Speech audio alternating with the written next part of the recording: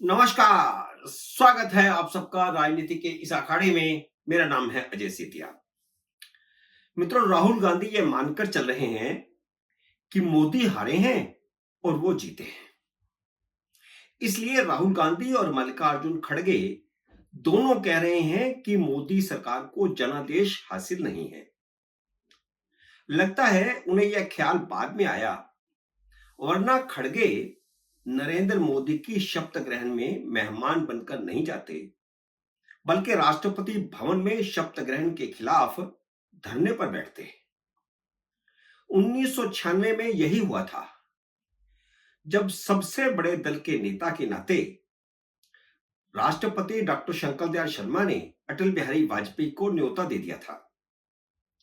तब विपक्ष के सारे नेता प्रदर्शन करते हुए राष्ट्रपति भवन पहुंच गए थे और उन्होंने राष्ट्रपति को ज्ञापन सौंपा था। यह बात उनके गले नहीं उतरी थी कि आरएसएस बैकग्राउंड का कोई नेता प्रधानमंत्री बन सकता है। तब कांग्रेस, कम्युनिस्ट, जनता दल, तेलुगु देशम, डीएमके सब इकट्ठे हो गए थे। इनका कोई गठबंधन नहीं था और 13 दिन में इन्होंने मिलकर के वाजपेयी सरकार गिरा दी थी। वाजपेयी का वह ऐतिहासिक भाषण आज भी यूट्यूब पर वायरल होता रहता है। लेकिन परस्पर विरोधी विचारधाराओं की सरकार बनी तो वह 2 साल में 2 बार गिरी। आपसी मारकाट खूब चली। कांग्रेस ने 2 बार लगातार धोखा दिया।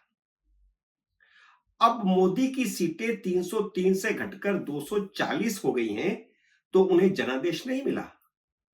लेकिन जब कांग्रेस को 1991 में 244 सीटें मिली थी, तब कांग्रेस को जनादेश मिल गया था। कैसा अंतर है, कैसी सोच है। अपने लिए कुछ और मापदंड, दूसरे के लिए कुछ और मापदंड। अब मोदी को 240 सीटों पर जनादेश नहीं मिला, लेकिन कांग्रेस को 99 सीटों पर जनादेश मिल गया है।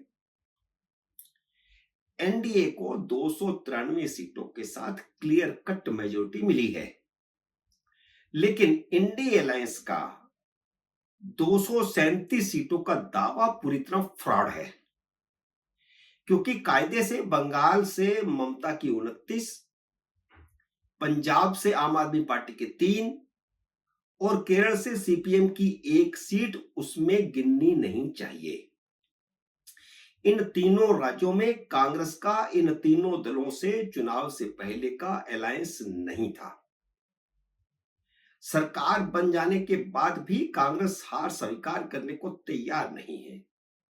राहुल गांधी ने सरकार गिराने की तरकीबें निकालना शुरू कर दिया है और विदेशी मीडिया में तो खुलेआम कह रहे हैं कि वह जब चाहे सरकार गिरा देंगे। पर उनके इस दावे की 26 जून को हवा निकल जाएगी, जब एनडीए का भाजपाई उम्मीदवार लोकसभा अध्यक्ष पद का चुनाव जीतेगा। कांग्रेस अगर आखिरी वक्त में चुनाव मैदान से न भागी तो इंडिया अलायंस को 237 वोट नहीं मिलेंगे और भाजपा के उम्मीदवार को 303 वोट मिलेंगे। दोनों अलायंस के अलावा जो 13 सांसद जीते हैं, उनमें से 10 सांसद भारतीय जनता पार्टी के उम्मीदवार को वोट देंगे और कांग्रेस का या इंडिया अलायंस के किसी घटक दल का जो स्पीकर पद का उम्मीदवार होगा वह बुरी तरह हारेगा। राहुल, शरद पवार और संजय राउत की सारी कोशिशों के बावजूद, उन कोशिशों को नाकाम करते हुए टीडीपी और जेडीयू ने कह दिया है कि स्पीकर भाजपा का होगा।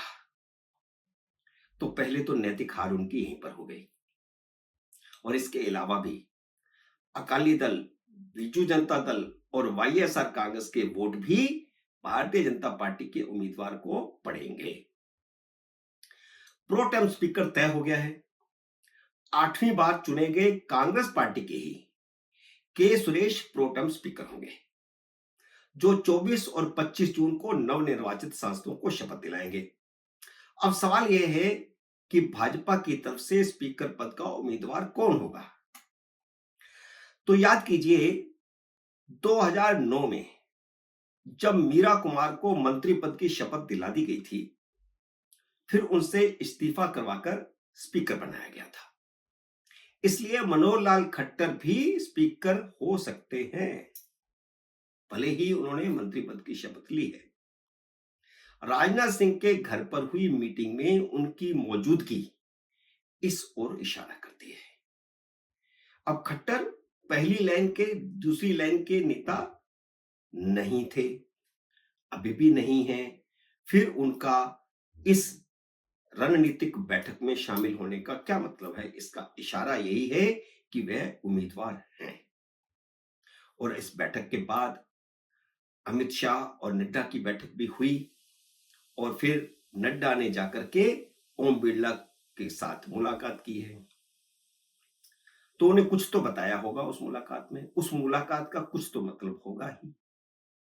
या तो उन्हें बताया है कि उनकी छुट्टी की जा रही है और उन्हें और कोई बड़ा पद देंगे। अब इस इशारे को समझिए।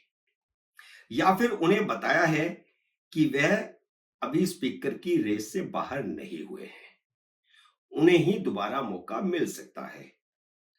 पर यह भी ध्यान रखना चाहिए कि मोदी का टारगेट महिलाओं का वोट बैंक हथियाना है, क्योंकि 2029 में लोकसभा की बढ़ी हुई 33% सीटों पर महिला उम्मीदवार होंगी और अगला प्रधानमंत्री तय करने में महिलाओं की अहम भूमिका होगी। तो उसकी तैयारी भाजपा अभी से शुरू करेगी और कर दी है। भाजपा ने अपने राज्यों में सरकारी नौकरियों में महिलाओं के लिए 33% सीटें आरक्षित करने की शुरुआत कर दी है। तो अभी से सभी राज्यों में महिलाओं को मजबूत किया जाएगा, इसलिए ताकि 2029 का रण जीता जा सके।